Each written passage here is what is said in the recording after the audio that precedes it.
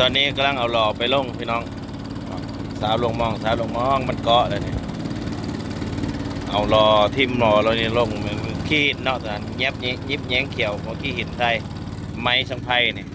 เนาะอาศัยว่ามองใต้ไม้นี่ข้ามบอลที่มันเกาะเนาะไปเบิ่งตอนดำน้ำเด้อพี่น้องเด้อทีมงานหนึ่งอยู่พุ่นละภาคดอนพุ่นละถ้าเบิ่งบัดดำน้ำนำกันแต่เขาไม่ได้ดำดอกถ่ายให้เบิ่งโตลายคนถามดิมาจะฮอดบอลทีมแล้วพี่น้องในบ่มันเกาะแม่นที่พูดนอนเลยเอาตกมองป้าไว้แหละเอาตกมองมันเกาะเนาะเกาะแหละเอาลงไปมุดแล้วก็มัดโป้ไว้เอาโป้นำดูมันตุ๊กขาวๆครับตุ๊กน้อยๆเขาจะทิมหล่อใส่ทิมหล่อนี่แหละไทยให้มันยกมองคามเกาะปล่อยมันไหลไปกินกันนี่แล้ว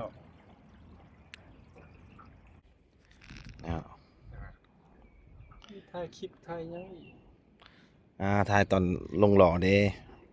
เนาะนี่กระตุกปิวน้ำปิ๊บๆนี่แหละทิมจุ่มลงก็แล้วเลยนี่มาเด้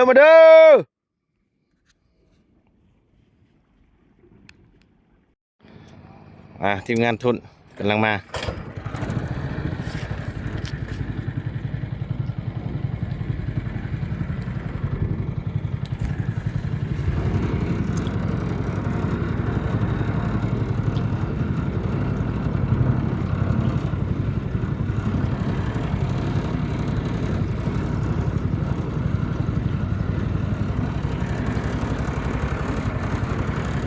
วิวสวยๆในฟังมุกดาหารท่าด่านเก่า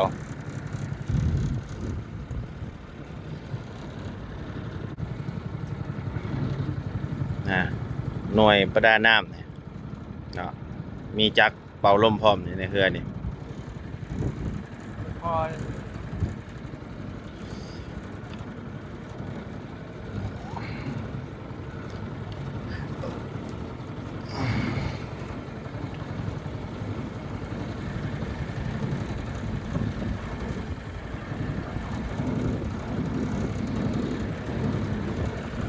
บอกเด้อโอ้ยเกี่ยวกินอะไรหน่วยประดาน้ำเก็บพร้อมนี่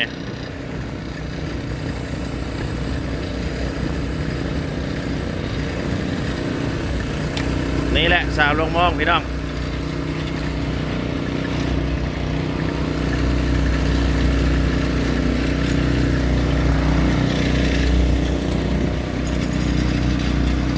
ดำน้ำลงไปแล้วไปย่ายเขาทิมนายโพดพี่น้องเลย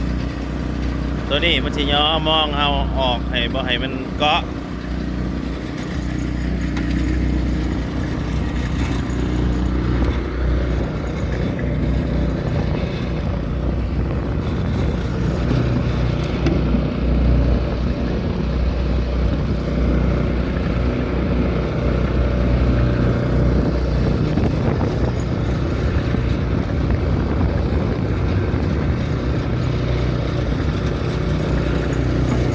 ดึงล้อยางไปดำน้ำเลยนี่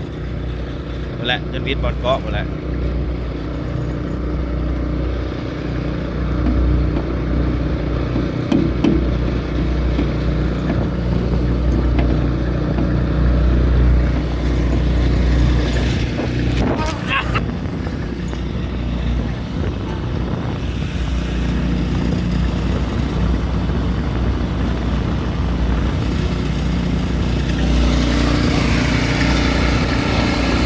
เห็นบ่นี่เนาะนี่แหละเจ้าของร่วงเนี่ยรอได้เปิด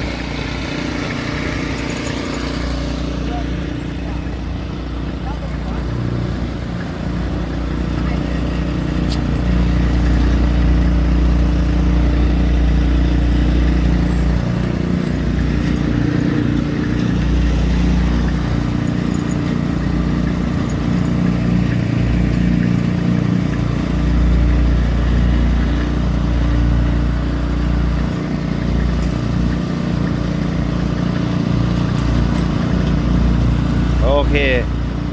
เอาสมอขึ้นมาแล้วพี่น้องนี่ประดาน้ำเอาขึ้นมาแล้วไม้สองก็อีกแล้วนี่กำลังสิลงกำลังสิหมด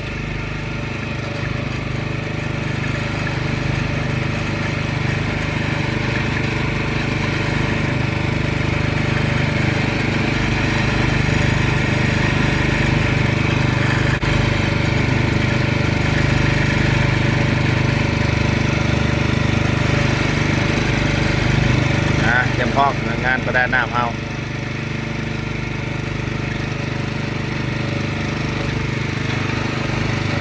ลงไปแล้วพี่น้องสาวลงมองเนี่ยเห็นบ่อรอก่อน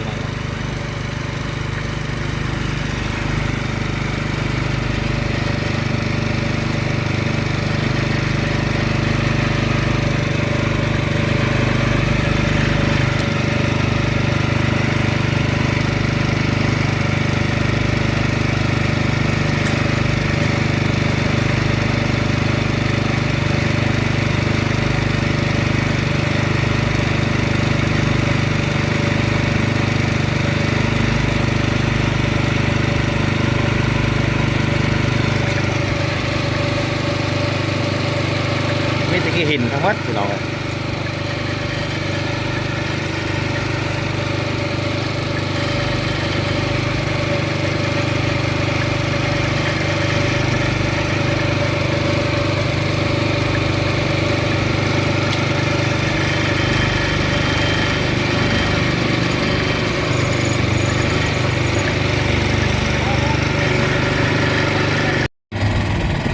กำลังออกไปสาวลงมองพี่น้องสาวลงมองมองเกาะอีกแล้ว